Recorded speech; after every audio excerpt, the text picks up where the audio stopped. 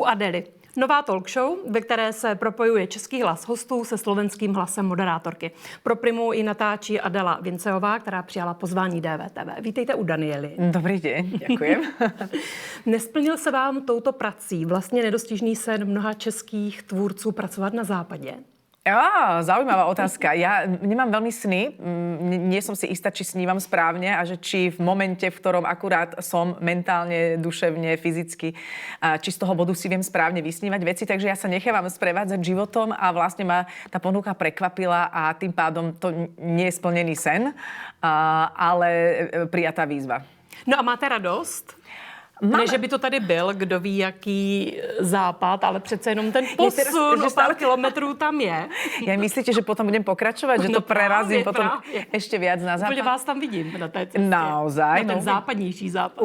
Uvidím, ako ma život prekvapí, tak ani tam tú ambíciu nemám. Som vďačná za takúto novú skúsenosť, lebo, ako hovorím, je to výzva, je to aj taký jemný diskomfort, priznám sa, a ja do všetkého nového, čo idem, tak zväčša s tým vnútorne bojujem, spochybňujem. A keďže viem, že to je to, pričom sa aj vnútorne nejako rozvíjam práve s tými diskomfortmi, tak som vlastne vďačná za túto výzvu a už sa aj teším, lebo už sa dostávame do takej pohody. Sen je opravdu velmi silné slovo, ale výzva to tedy je. Výzva to určite je. Ja to vždy aj tak vnímam, že ja sa poznám. Ja všetko, čo idem robiť, vždy spochybňujem seba, všetko okolo toho.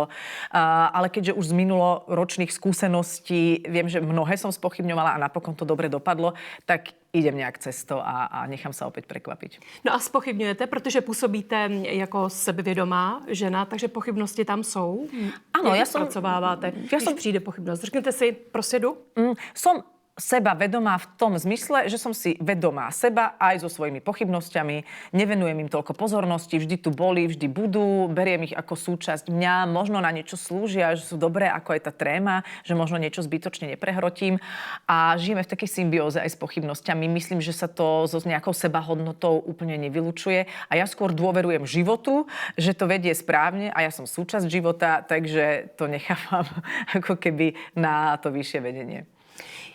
Jak když mívám třeba těžší hosty, a musím říct, že i před vámi jsem jistý respekt měla, protože jste pro mě opravdu obdivuhodná moderátorka, aniž by vám chtěla mazat med kolem pusy. Můžete. Jste pohotová. My jsme si říkali v DVTV vedle v redakci, že spolu s Veselovským jste naším nejoblíbenějším moderátorem a moderátorkou. Já jsem z toho tak nějak vypadla.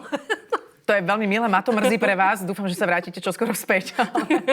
Ale je to vzájomné. Ale teda, prepáčte, pokračujte. Takže mě pomáhá v ten moment, když jdu do rozhovoru, který není pro mě úplně lehký, že prostě vím, že musím.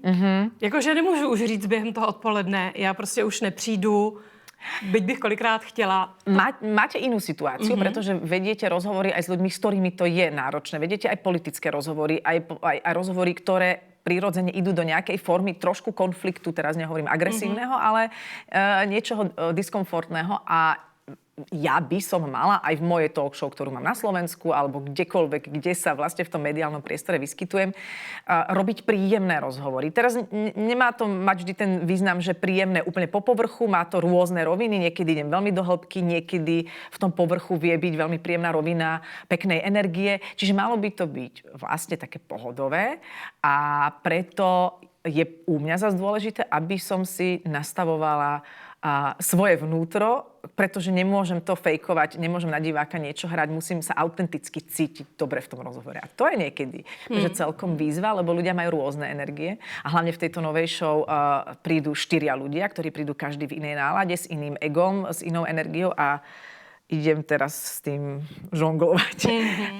Ale čo mi pomáha je si povedať, že každú skúsenosť mám zažiť. Mám zažiť aj skúsenosť, že je to niekedy ťažké. A je to pre mňa dobré. Takže všetko to vnímam ako pre mňa vlastne vyhovujúce. A je to ťažké. Tak tohle mi nepomáhá.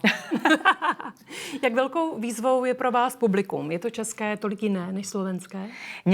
Neviem to posúdiť, pretože je to veľmi od človeka k človeku. Aj na Slovensku sa stretnem s ľuďmi, ktorí vedia viac odčítať možno nejaký surreálny humor, nejakú nadsázku, nejakú iróniu, nejakú hravosť. Ja mám rada, keď to ide do takej hravosti, že buď sa poďme teda rozprávať naozaj do hĺbky a poďme k podstate veci, alebo keď sa bavíme, tak mám rada ping-pong a hravosť. A teda nie každý divák je na to nastavený. Niektorí diváci potrebujú takú priamočiarosť z bodu A do bodu B a hlavne nech to nie je dlhá cesta a nech sa na konci potom zasmejeme. A myslím si, že takí sú aj českí diváci, aj slovenskí diváci.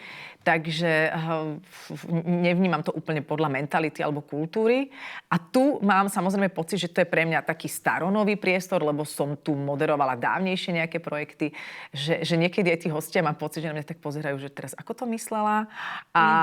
Ale máme dnes za sebou 2 výborné časti, kde sme sa úplne zladili a som za to veľmi vďačná, že sme sa dobre spolu cítili. A jazyk? Dost mladých říká, že dnes už slovenštině nerozumí tak úplně. Chápem a to nebola ani žiadna moja iniciatíva, teda ja sa nechcem z toho vyviňovať, ale televízia Prima ma oslovila. Ja som za túto výzvu vďačná, tiež som to tak zľahka spochybnila, že či to je v poriadku, že budem hovoriť po slovensky, pretože zase nechcem przniť češtinu. Takže je to aj pre mňa jemne vnútorný rozpor, ale funguje to, som stále len 20% a možno menej tej relácie, pretože sú tam 4 českí hostia, prídu tam niekedy aj slovenskí hostia, aj k vám do rôznych show chodia Slováci a tiež to nezačnete zrazu titulkovať alebo sa ospravedlňovať divákom. Takže uvidíme. Myslím si, že to až taký problém nemusí byť. No a kdyby vám nabídli, ať jdete do Prahy dělat talk show v češtině, tak na to byste kývla? Nebo ne? Vy jste říkala, že byste nechtěla češtinu komolit, ale asi česky mluvíte. Neviem si to predstaviť, neviem, tak mluvím, jak mluvím. Můžeme si to vyzkoušet, tak mi řekněte, jestli je toho jako dobrá čeština, nebo není dobrá čeština, neviem. Řekněte hř. Hř. No, perfektní. Mám to použít jako ve slově, nebo ne? Zkuste. Mě napadlo sprosté slovo, tak to ne. Tak řepa. Řepa. No, perfektní. Opravdu? A není to divný, když mluvím česky? Není. Je tam nějaký přízvuk? Tak počká, kolega mi říká hřinčení řetězu hřmot. Co bylo to poslední slovo? To ani neznám. Hřmot. Řinčení řetězu. Řinčení řetězu hřmot. Máte i vy problém s češtinou. Řinčení řetězu hřmot. Ne, dobrý. Já si myslím, že by to šlo. Šlo, no, a čo by na to povedali Slováci? Neviem. Moja sestra žije v Prahe roky, hovorí po slovensky a vlastne neviem, ako to máte celé prijaté aj s tými Slovákmi, ktorí tu žijú, pracujú a sú v politike. No, já jsem si říkala, jak v úvozovkách teď jste asi populární mezi některými tedy hvězdami nebo lidmi z českého televizního showbiznesu, protože český rybník je malý a teď do něj připlula ryba ze slovenského rybníku. Otvorili ste priehradu, tak som plávala. Neviem, koľko sa zdržím. Naozaj vôbec neviem to odhadnúť a nemám žiadne ambície tie vody nejako veľmi rozvíriť. Tak verím, že sa ešte zmestím a zase aj veľa tých českých ryb pláve v našom rybníku. A niekedy som rada, že sa tie rybníky prepájajú.